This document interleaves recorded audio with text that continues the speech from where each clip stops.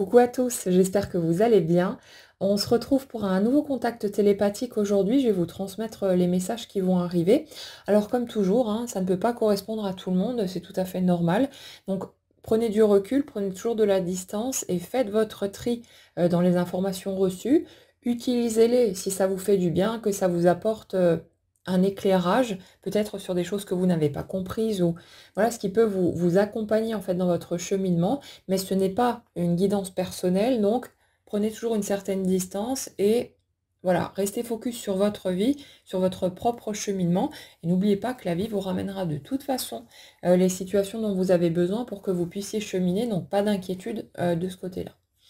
Alors, l'énergie que je perçois ici, alors c'est une énergie qui est plutôt masculine. Après, ça ne veut pas dire pour autant que c'est nécessairement rattaché à un homme. Donc, vous le placez là où ça peut parler pour vous, mais c'est vraiment d'énergie qu'on parle, de teinte énergétique et pas de sexe. Donc, laissez les choses décanter tranquillement et puis, comme dit, prenez si ça résonne pour vous et le reste, vous le poussez de côté. Cette énergie me dit, je n'ai jamais rencontré une personne comme toi avant et cette rencontre m'a tellement déboussolée que je n'ai pas su quoi en faire et je me suis sentie extrêmement maladroit. J'ai eu l'impression que les choses allaient trop vite, trop fort et j'ai eu besoin de me mettre en retrait, de prendre du recul parce que je n'arrivais pas à gérer ce que ça suscitait chez moi d'un point de vue émotionnel. J'ai eu l'impression d'être totalement submergée. Je me suis sentie paumée entre mon envie d'apprendre à te connaître et d'avancer à tes côtés et cette incompréhension totale par rapport à ce qui était en train de m'arriver. Je n'ai pas forcément été capable de trouver les mots. Je ne suis pas douée pour m'exprimer et surtout quand ça touche à mes émotions, j'ai eu peur de faire plus de dégâts qu'autre chose et j'ai préféré tourner les talons et m'éloigner plutôt que d'oser m'exprimer sincèrement. En fait, si vous voulez, dans l'énergie que je ressens là, j'ai l'impression d'une personne qui n'a pas su gérer en fait son émotionnel, l'impact émotionnel d'une rencontre et qui n'avait pas forcément de point de repère non plus par rapport à ce qui a été vécu avant. Donc on a une personne qui s'est retrouvée complètement perturbée, dans un sens positif d'une part, hein, parce qu'il y a quand même quelque chose de très joli, une belle rencontre en fait qui est à l'origine de tout ça, mais en même temps j'ai l'impression que cette personne a pu prendre peur assez rapidement de ce qui se passait en lui ou en elle, hein, ça peut être une femme, et qu'on a quelqu'un qui, en ne se sentant pas capable de s'exprimer tranquillement et en n'ayant pas l'habitude en fait hein, de pouvoir mettre des mots sur ce qui est ressenti, a pu agir de façon très maladroite et d'une façon qui a pu être mal interprétée.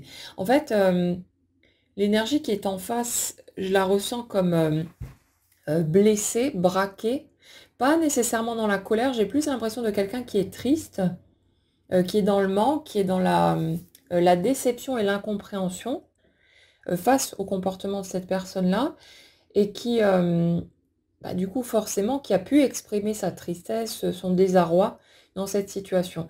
Et l'énergie d'en face, celle qu'on canalise aujourd'hui, est en train de s'exprimer par rapport à ça, justement, parce que je ressens quelqu'un qui a bien vu, bien compris, en fait, la souffrance de l'autre, mais qui ne sait pas comment gérer ça.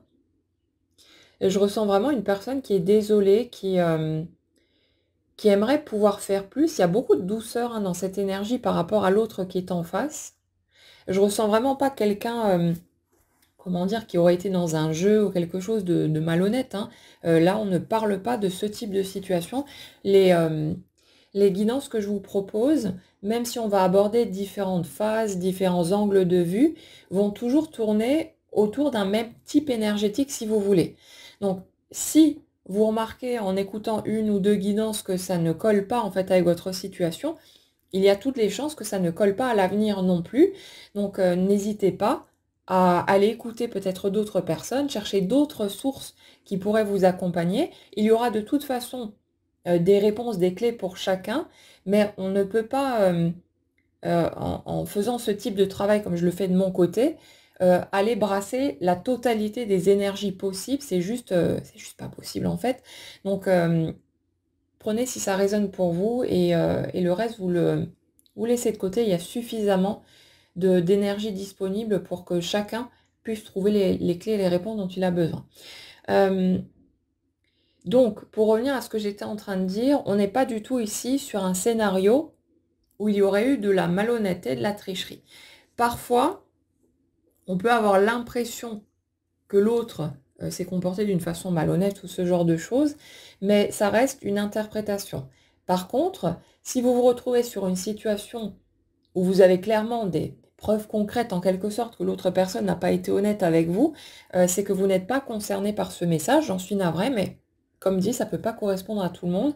Donc, soyez prudent par rapport à ça et essayez autant que possible de faire le tri entre les faits concrets et ce que vous avez éventuellement pu interpréter et déformer comme étant une preuve de malhonnêteté, de trahison, de je sais pas quoi, alors que ce n'était pas nécessairement l'intention de l'autre. En tout cas, l'énergie sur laquelle on est aujourd'hui n'est pas du tout dans une intention malhonnête, bien au contraire. Je ressens vraiment quelqu'un qui est dans la tristesse, qui me dit j'aurais aimé pouvoir faire plus, mais je dois me gérer déjà moi-même. Je ne sais pas toujours quoi faire avec ma propre personne. Et j'ai l'impression de quelqu'un qui se sent très gauche, très maladroit dans sa façon d'être, dans sa façon de s'exprimer. Et qui du coup me dit, je ne peux pas être un pilier de soutien pour toi. Je ne sais déjà pas comment me soutenir moi-même. Et quelque part, c'est de la sagesse, hein, finalement, de la part de cette personne aussi d'avoir pris du recul pour éviter de risquer de faire des dégâts supplémentaires, de générer encore plus de souffrance, alors que ce n'est pas du tout son but et que on est quand même sur une situation où j'ai l'impression de deux mondes, si vous voulez, qui se rencontrent, deux personnes qui sont à la fois très semblables, mais qui en même temps n'ont pas grandi dans un même contexte, n'ont pas évolué avec le même type d'éducation, ce genre de choses. Donc on a deux personnalités qui sont très différentes, qui ne fonctionnent pas sur le même mode d'emploi, en fait.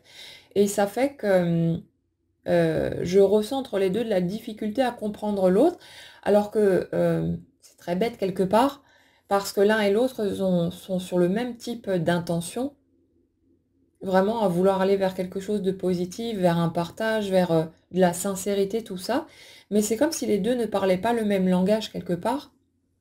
Et du coup, qu'on se retrouvait potentiellement dans des malentendus, dans des situations voilà, qui viennent heurter, qui viennent piquer, alors que les deux, quelque part, veulent dire la même chose, mais ne savent pas l'exprimer dans le langage de l'autre. On est plutôt là-dessus. Donc là, on a une personne qui nous dit j'ai besoin d'avancer pour moi, j'ai besoin de régler mes comptes avec la vie. Je ne peux pas être disponible dans mon étape de cheminement actuel. Je ne peux pas être disponible pour t'offrir ce que tu souhaiterais. C'est un chemin que j'ai besoin de faire pour moi. J'ai besoin d'avancer de mon côté, de pouvoir apprendre à mieux me comprendre. Et cette énergie, elle dit, je suis beaucoup trop perturbée en ta présence par ce que ce lien, en fait, produit chez moi au niveau émotionnel pour pouvoir me sentir serein et pour pouvoir m'autoriser à être la personne que je suis. En fait, ce que cette personne me dit, c'est que c'est comme si il ou elle se sentait perturbé en fait par la présence de l'autre, pas dans un sens négatif, mais ça le chamboule d'un point de vue émotionnel, et c'est quelque chose que cette personne ne connaît pas. J'ai vraiment l'impression, et on en a parlé souvent de ce type d'énergie d'ailleurs dans les guidances précédentes, j'ai vraiment l'impression d'une personne qui a toujours fait en sorte de se retrouver dans des contextes où il ou elle n'allait pas être bousculé plus que ça d'un point de vue émotionnel, donc un contrôle finalement inconscient sur les situations extérieures, un choix en fait inconscient pour aller vers des situations ou des personnes qui ne vont pas le remuer plus que ça. Et ça fait que cette personne, en présence de cette rencontre particulière, n'a pas de point de repère, ne sait pas comment ça marche et ne comprend pas ce qui lui arrive. J'ai vraiment ce sentiment-là, quelqu'un qui est paumé, quelqu'un qui est dans le brouillard en fait, qui ressent à la fois quelque chose de grisant parce que ça vient toucher quelque chose de profond et c'est beau, c'est une belle connexion, c'est une reconnaissance en fait de soi à travers l'autre, mais en même temps, quelqu'un qui se sent plutôt paniqué face à ce qui se passe en lui et qui n'arrive pas à savoir quoi faire avec ça. Donc on a une personne qui, étant plutôt, je ressens vraiment quelqu'un de terre à terre, de très carré, de très cartésien, très posé. Et ce n'est pas nécessairement quelqu'un qui va commencer à se creuser, à réfléchir dans tous les sens pour essayer de comprendre ce qui se passe. Ça, c'est plutôt l'autre énergie en face. Donc là, l'énergie sur laquelle je suis est plutôt dans le plan concret, voit que cette situation est trop difficile à gérer au stade actuel pour lui ou pour elle, et donc on a quelqu'un qui naturellement prend du recul, prend de la distance pour se permettre de laisser poser tout ça, de voir venir, de prendre son souffle en quelque sorte, et ne pas rester dans cette situation qui est trop bousculante en fait, qui vient toucher trop de vieilles blessures. Forcément ça va venir remuer la vase, hein, tout ce qui a été laissé de côté pendant longtemps, et inévitablement bah, ça crée un impact sur l'autre. La personne en face, elle est énormément en demande en fait d'affection, d'amour, de toutes ces choses-là, et c'est naturel, c'est humain, mais ça fait qu'on a une personne qui se recroqueville sur elle-même justement par rapport à cette prise de distance, mais autant l'autre le perçoit et voudrait pouvoir faire quelque chose, autant je ressens chez cette personne cette conscience du fait qu'il ou elle n'est pas en mesure en fait d'apporter ce dont l'autre aurait besoin, et plutôt que de chercher à faire quelque chose qui serait maladroit et qui ne serait pas juste parce que c'est pas aligné en fait avec l'énergie qui est là, cette personne prend de la distance, et c'est même si ça peut être difficile pour l'autre énergie en face, c'est vraiment un cadeau au niveau de ses principes énergétiques, parce que ça va pousser l'autre à aller chercher les réponses en elle-même ou en lui-même, plutôt que d'être une fois de plus dans l'attente que quelqu'un ou quelque chose d'extérieur vienne l'aider à avancer. En fait, c'est comme une sorte de prise d'indépendance forcée, en quelque sorte, mais ça apparaît comme étant forcé de par les circonstances, mais en fait, c'est bien de cette personne que ça part, de son désir de sortir de cette dépendance, de sortir de cette espèce d'emprisonnement dans laquelle elle se retrouve systématiquement dans ses relations, parce que elle n'a pas appris, elle ne sait pas encore comment faire pour se nourrir elle-même de l'amour, de l'affection, l'attention dont elle pourrait avoir besoin.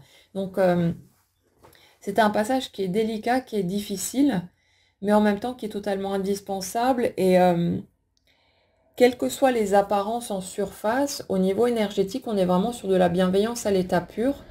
Aucune intention de nuire ou de faire du mal ou de blesser, mais l'autre ne peut pas être la branche à laquelle on va se raccrocher pour sortir la tête de l'eau. C'est à nous d'apprendre à nager, en fait, d'apprendre à naviguer avec ce qui se passe en nous, d'aller rencontrer nos blessures. Et le fait est que sans ce type de situation, certes, souffrante, mais on ne pourrait pas faire ce chemin de rencontre vers soi et on ne pourrait pas sortir, une bonne fois pour toutes, de toutes ces blessures qui ont toujours déformé notre manière d'aborder les relations, qui ont servi quelque part de cage dans laquelle rester enfermé et qui n'apportent absolument pas le bonheur qu'on peut souhaiter. Donc c'est vraiment un mal pour un bien, quoi qu'on puisse en penser. Mais après, autorisez-vous à ressentir ce que vous ressentez et ne vous sentez pas obligé d'accepter ce que je suis en train de vous dire. C'est tout à fait normal si vous êtes en pleine souffrance, que ça pique, que ça chahute, ça vous met peut-être même en colère. C'est tout à fait légitime. Et plus vous allez respecter ce que vous ressentez et accepter de le ressentir, et plus vite vous pourrez traverser cette étape de guérison, d'intégration, et arriver vers quelque chose de beaucoup plus doux, de beaucoup plus agréable pour passer à la marche suivante. Donc, pour revenir sur l'autre énergie, c'est quelqu'un qui me dit: J'aimerais être en mesure de te faire comprendre l'impact que tu as eu sur ma vie. J'aimerais être en mesure de te dire ce que je ressens véritablement. J'ai l'impression de quelqu'un pour qui l'autre personne compte énormément, mais quelqu'un qui a peur d'être mal compris, qui a peur aussi de donner de faux espoirs, alors que cette personne-là est totalement paumée, elle ne sait pas où elle va, elle ne sait pas où elle va mettre les pieds, elle n'a aucune visibilité. On a une énergie qui vit vraiment dans l'instant présent, qui prend les étapes au fur et à mesure plutôt que de se projeter à outrance, et ça fait que cette personne ne veut pas faire des promesses sans savoir si elle pourrait les tenir ou non, alors qu'elle-même ne sait pas ce qu'elle veut, où elle en est, ce qui lui arrive, et ainsi de suite. Donc on a une personne qui est vraiment navrée, mais qui, quelque part, sert aussi de moteur pour l'autre, pour montrer un autre chemin possible, pour montrer en fait qu'on a le droit de vivre pour soi, de penser à soi, de ne pas se sacrifier pour se mettre à disposition des autres, parce que ça, c'est pile poil le modèle que je ressens dans l'autre énergie. Et cette autre énergie, en voyant l'autre qui pense à lui, qui avance, qui respecte ce qu'il ressent, va avoir un autre point de repère, en fait, pour commencer à remettre en question sa tendance personnelle à être constamment dans le sacrifice, dans le moi je n'existe pas pour moi, je suis comme un ustensile en fait à disposition des autres, mais il y a vraiment cette notion de je n'ai pas conscience d'avoir le droit de vivre ma vie pour moi, de faire mes propres choix, de penser uniquement à mon bien-être et à mon bonheur, et c'est quelque part, en partie, cette situation aussi qui va permettre à cette personne de prendre conscience du fait que ça suffit, le sacrifice, qu'on en a assez fait, qu'on mérite, comme n'importe qui d'autre, d'avoir une vie pleine et entière, qu'on a le droit de penser à soi, de vivre pour soi, et qu'à aucun moment, on est censé s'oublier pour faire passer le reste de la planète en premier. Et ça, à force de blessures, à force de répéter aussi ce type de scénario, et que ça nous retombe dessus, de voir quelque part les autres qui avancent, qui vivent, machin et tout, et à un moment donné, on commence à remettre tout ça en question, à se dire, mais attends, pourquoi est-ce que moi je suis là en train de tourner en rond, d'être en spectateur ou spectatrice de ma vie, alors que je vois les autres qui avancent, qui font leur petit bonhomme de chemin, voilà, qui évoluent. Et là, on se rend compte aussi que les autres, justement, pensent à eux. Et souvent, on va être là, à les pointer du doigt, à dire, ah, ces égocentriques, eux, ils ne pensent qu'à leur propre bénéfice, qu'à leur propre intérêt. Mais en fait, on aurait tout intérêt à faire exactement pareil. Et c'est ça, quelque part, qui a aussi besoin d'être récupéré par cette première énergie pour pouvoir trouver son propre équilibre et pour pouvoir se donner une chance de vrai bonheur. On ne peut pas trouver un bonheur profond dans sa vie si on passe son temps à ne pas s'écouter, à se piétiner soi-même, à mettre tout ce qui compte pour nous de côté pour faire passer les autres devant. C'est juste pas possible. Chacun est le jardinier de son propre jardin du bonheur. On va dire ça comme ça. Et c'est vraiment important, cette prise de conscience à un moment donné, de bah, moi aussi, j'ai le droit de penser à moi, je ne fais rien de mal. Chacun ne fait que se concentrer sur sa propre vie. Il s'est terminé maintenant de me mettre à disposition du monde extérieur. Je me priorise, je me fais passer en premier, j'apprends à me respecter, à m'écouter, à prendre soin de mes besoins. Et ça, c'est la meilleure source de nourriture en fait intérieure et le chemin tout tracé pour pouvoir aller vers une vie de couple ou n'importe quoi d'autre qui sera heureux, épanouissant et constructif. C'est une étape nécessaire aussi. Donc oui, là on est sur une étape pas forcément un peu délicate, mais ce qui est délicate pour les deux, hein. On a souvent tendance à penser que l'un souffre plus que l'autre ou je sais pas quoi, mais c'est perturbant aussi bien d'un côté que de l'autre. Donc voilà, peut-être de prendre du recul, de ne pas interpréter les choses et de ne pas oublier qu'il y a toujours d'autres possibilités que celles qu'on envisage. La très grande majorité des situations auxquelles on va être confronté sont interprétables. Nous, on va l'interpréter forcément avec nos propres filtres, ceux qui sont actifs la plupart du temps, mais en fait, on peut revenir un petit peu en arrière et se dire après tout, peut-être qu'il y a d'autres possibilités que celles que je suis en train d'envisager, que quand j'accuse l'autre d'être dans de mauvaises intentions, je ne sais pas quoi, peut-être en fait que je me trompe et qu'il y a d'autres raisons possibles au comportement de cette personne. Donc prenez toujours un peu de distance, prenez du recul, sauf comme dit, s'il y a vraiment des choses concrètes et flagrantes qui prouvent les mauvaises intentions de la personne en face, mais dans d'autres cas de figure, c'est souvent interprétable.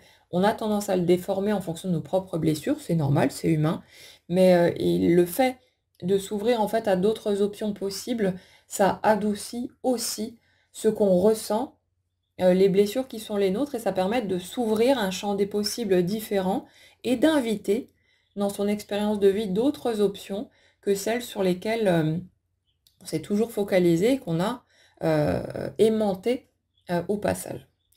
Voilà les amis pour les messages pour aujourd'hui. J'espère que ça pourra aider au moins certains d'entre vous qui trouveront peut-être des clés de compréhension et justement le fait de voir les choses sous un angle un peu différent, peut-être un petit peu plus doux. Et puis comme d'habitude, si ça suscite des émotions chez vous, si vous sentez que ça monte, bah, essayez de laisser sortir, d'accompagner au mieux et laisser la vie faire son œuvre. Elle vous présentera de toute façon les situations dont vous aurez besoin pour que vous puissiez continuer à cheminer, mais ça ne peut pas se faire en un claquement de doigts. Donc laissez faire, laissez-vous le temps et continuez à bien prendre soin de vous, c'est le morceau le plus important. Passez une excellente journée en tout cas et on se retrouve très vite.